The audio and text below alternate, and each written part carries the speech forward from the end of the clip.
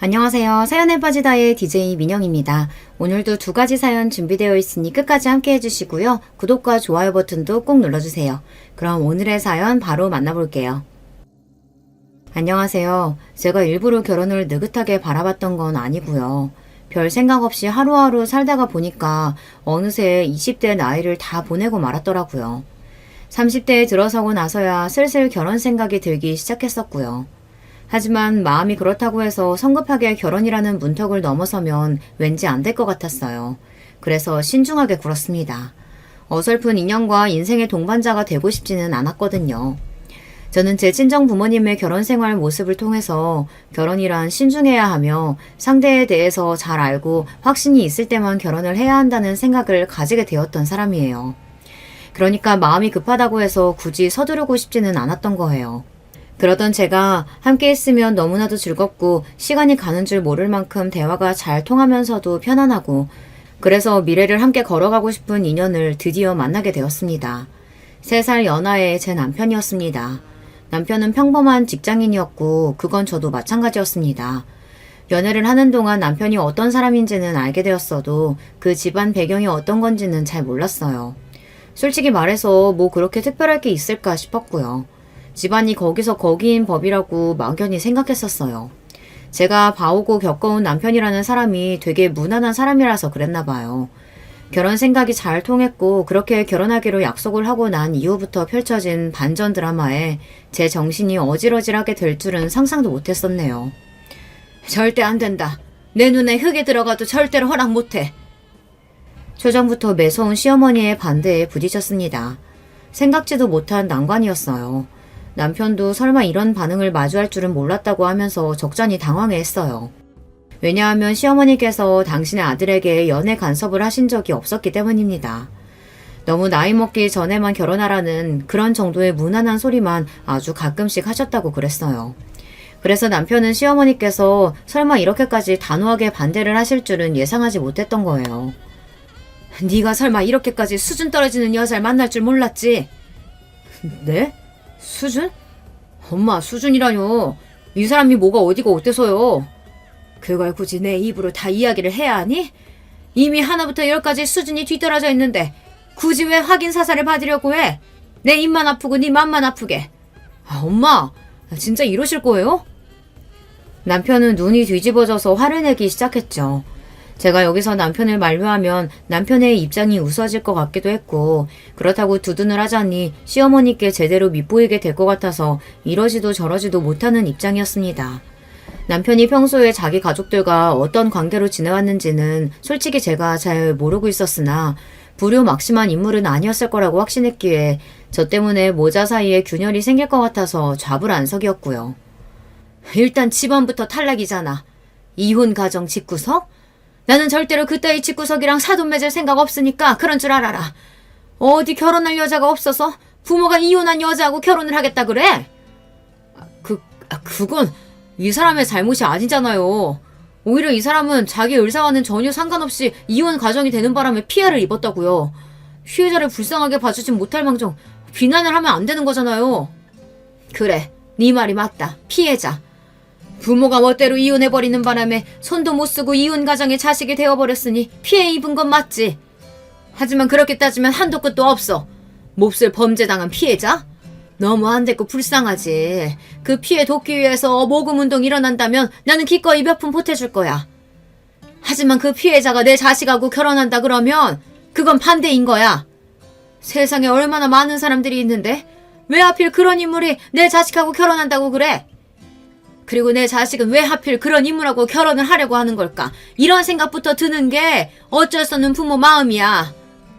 이혼 가정이 요즘 세상에 얼마나 널렸는데 그거 그렇게 이상한 일이라고 생각하지도 않고 큰 흠으로 보지도 않아. 그냥 내 며느리만 그런 경우가 아니면 되는 거야. 알아듣겠니? 하필이면 내 며느리가 굳이 이혼 가정에 자식일 필요는 없다는 거야. 나는 절대 용납 못한다. 가슴에 비수가 날아들어 박히는 것만 같았습니다. 이혼 가정. 네, 저희 친정 부모님이 이혼을 하신 경우였기에 이혼 가정의 자식이 맞았습니다. 두 분이 이혼을 하신 후에 저는 친정엄마와 쭉 살아왔고요. 엄마는 재혼을 안 하셨습니다.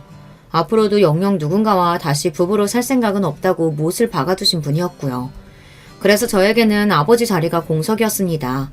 왜냐하면 친정 아버지는 재혼을 하셨기 때문이에요. 새로 가정을 일구셨어요. 당신의 인생에서 엄마라는 여자는 없었던 것처럼 그렇게 여기고 싶어 하셨고요. 그렇기 때문에 저는 아버지가 없는 것이나 마찬가지였으나 그분이 멀쩡히 살아계시기 때문에 아예 안 계신 것은 아닌 그런 입장이었습니다. 그래서 부모님의 이혼 사실을 결혼할 집안에 숨기는 건 어렵다고 생각했었고 이혼 가정이라는 걸 밝히는 게 무슨 대수겠냐 싶기도 했습니다. 설마 이렇게 트집이 잡힐 줄은 몰랐어요.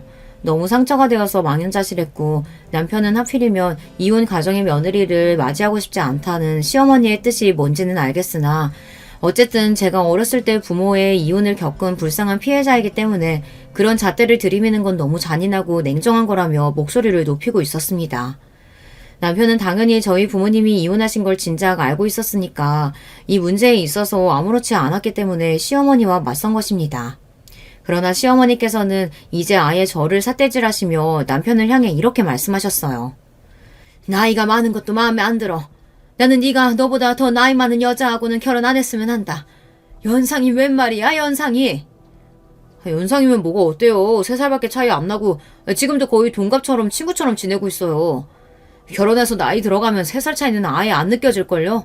같이 늙어가는 마당에 그 정도 나이 차이가 무슨 대수겠어요. 또박또박 말 잘하는 남편을 바라보며 시어머니께서는 더욱 내 아들 쪽이 아깝다는 기색이 되셨습니다. 그런 와중에도 저는 신랄한 시어머니의 언변 앞에서 조금도 기죽지 않고 다 받아치고 있는 남편의 놀라운 면모가 외탁을 한 게 아닐까 싶은 생각이 들어서 속으로 쓴 웃음이 나왔고요. 이래나 저래나 두 사람은 서로 닮아있는 부모 자식간이었습니다. 그런 두 사람 사이에 저라는 균열이 끼어든 모양새였고요. 생긴 것도 싹 다 마음에 안 들고 이혼 가정인 점도 마음에 안 드는데 그걸 보완할 만한 장점이 하나 없는 게 너무한 거라는 생각이 안 드니? 확 어리다는 장점이라도 들고 오던가. 심지어 연상이라니. 최악이구나. 연상이라서 더 좋은데요. 엄마, 여자가 남자보다 평균 수명도 길다고 하잖아요. 나이 차이가 많은 것도 아닌데 제발 3살 연상 정도는 너그럽게 봐주세요. 네가 완전히 콩깍시다 씨다 못해 정신이 쏙 빠져버렸구나. 내 눈에는 암만 해도 닳고 다른 여자로 보여. 네? 뭐가 어떻다고요? 닳고 달아요? 바로 그때 시어머니의 입에서 충격적인 표현이 나왔고 저는 심장이 멎는 줄 알았습니다. 남편도 믿기지 않는다는 듯이 계속해서 되물었고요. 시어머니께서는 제 쪽을 흘겨보시며 이렇게 말씀하셨어요. 원래 빼어난 미인보다 저렇게 어설프게 생긴 것들이 남자 더 밝히고 거침없고 수다보는 척하면서 남자들 사이에 잘 들어가는 법이야. 여자들의 세계가 그래. 너는 철저히 닳고 다른 손바닥 위에서 놀아나고 있는 거라고. 너 하나 잘 물어서 시집 잘 가서 자기 팔자 펴보라고 혈안된 저 모습이 네 눈에는 정말 안 보이니? 이 엄마만 저 본색을 알아보는 거야? 나이도 많아서 능청스럽고 다 뻔히 알면서 모른 척 굴고 나는 저런 거 정말이지 별로다. 깨름직해서 너무 별로야. 못난 수준하고는 상종하고 싶지도 않아. 다시 말하지만 이 결혼은 절대 반대야. 그때 저를 바라보시던 시어머니의 눈빛은 화등하고 열등한 걸 바라보는 듯한 그런 눈빛이었습니다. 참고로 시어머니께서는 한두 번 빼고는 직접적으로 저에게 대화를 걸지 않으셨어요. 중간에 바람을 두고서 당신의 온갖 불만 어린 생각을 토해내셨을 뿐이었죠. 그게 더 저를 비참하게 만들었습니다. 상대할 가치도 없다는 듯 혹은 저의 존재가 불쾌하시다는 듯 그렇게 구시는 게 너무나도 잘 보였으니까요. 남편이 머리 끝까지 화가 나서 얼굴이 시뻘겋게 달아올랐고 저는 눈물이 가득 고인 채로 제발 눈물이 볼을 타고 흐르지만 말았으면 해서 간신히 버티고 있었는데 그에 반해서 시어머니께서는 태연자약한 낯빛을 하고 계셨습니다. 마치 주말 드라마 같은 데서 나오는 심보 못된 부잣집 사모님처럼 보이더군요. 아버지는 보나마나 엄마 뜻 따르겠다고 그러시겠죠. 저는 엄마 설득할 수 없을 테고요. 잘 아는구나. 그러니까 이 결혼 포기해라. 내가 머리부터 발끝까지 완벽한 아가씨로 찾아서 소개해줄 테니까 너무 아쉬워하지는 마. 집안까지 당연히 좋은 아가씨로 열심히 찾아봐 줄게. 내가 진작에 이렇게 했어야 되는데. 아휴, 엄마로서 미안하구나. 아니요. 그러실 필요 없어요. 저는 이 사람하고 결혼합니다. 뭐? 너 지금까지 내 얘기 대체 뭘로 들은 거니? 절대 허락 못한다니까. 허락을 받아야만 결혼을 할 수 있나요? 저희는 성인이에요. 그것도 한참 전에 성인이 된 30대 나이고요. 저희끼리 결혼해서 알아서 잘 살겠습니다. 네가 지금 가족하고 연이라도 끊겠다는 거야? 네가 이런다고 해서 내가 마음이 약해질 거라고 생각한다면 그건 착각한 거다. 절대 끝까지 허락 못해. 결혼식도 안 갈 거고 부부로 인정해줄 마음도 없어. 그러시든가 마시든가 마음대로 하세요. 저도 제 마음대로 할 거니까요. 네가 아주 단단히 잘못 털렸구나. 내가 저 하나부터 열까지 전부 다 못난 능구렁이를 보자마자 정체를 알아보고 불쾌했는데 역시 나였어. 제가 지금 이런 결단을 내린 건 이 사람한테 홀려서 그런 것만이 아니고요. 엄마가 너무 저를 부끄럽게 만드셨기 때문이에요. 엄마가 제 엄마라는 사실이 너무 부끄럽고 수치스러워요. 엄마, 정말 그러시는 거 아닙니다. 그렇게 살지 마세요. 뭐라고? 내가 너를 잘못 키웠구나. 네가 어떻게 나한테 이럴 수가 있어. 너 당장 잘못했다고 빌지 않으면 정말 끝일 줄 알아. 너 그러면 이제 내 자식 아닌 거야? 너 그러고도 살 수 있어? 살 자신 있는 거 맞아? 도도하게만 보였던 시어머니의 표정이 무너지는 순간이었습니다. 충격을 많이 받으셨는지 나중에는 아예 절규를 하셨고요.